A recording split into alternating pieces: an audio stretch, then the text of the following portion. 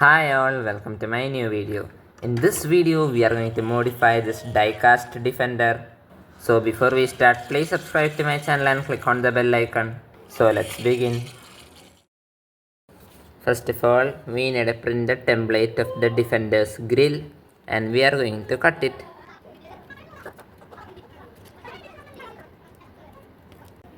Now let's stick it to the front grill.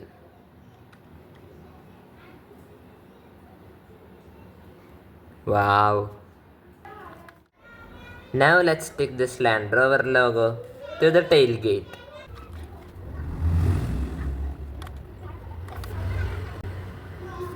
We have stick the Land Rover logo.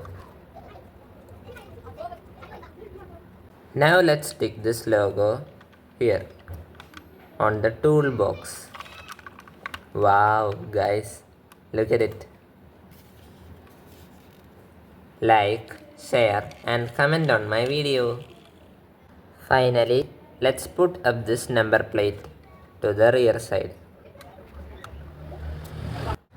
Now we have completed the modification, the front grille, registration plate, the toolkit logo, the rear logo, the registration plate, and wow.